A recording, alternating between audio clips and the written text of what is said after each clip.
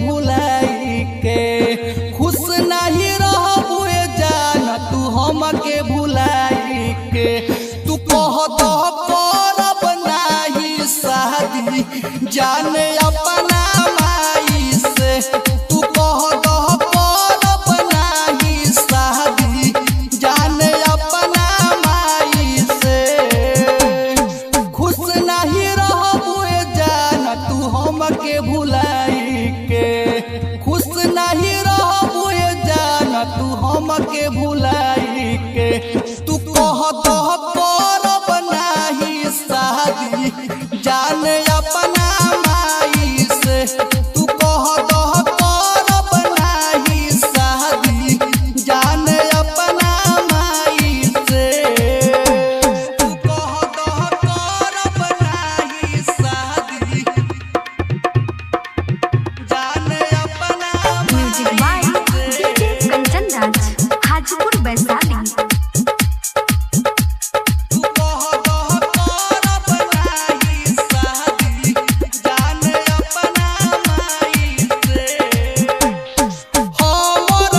सब लेखा काहे ना बतैलू जब आइल तोहर छेका हमर किस्मत नइखे सब लेखा काहे ना बतैलू जब आइल तोहर छेका खत्म रसम भइल जान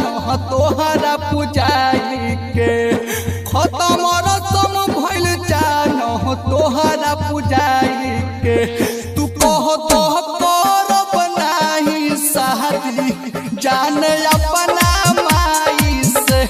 तू कह दो करब नहीं शादी जाने अपना माई से तू कह दो करब नहीं शादी जाने music by DJ Kanchan Raj Hajipur Vaishali.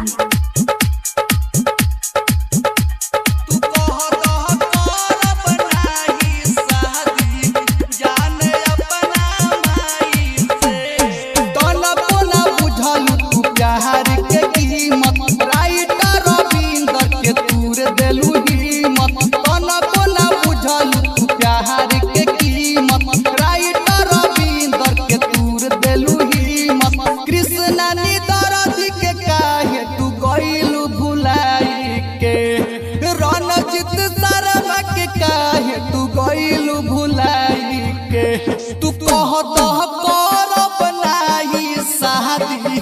जाने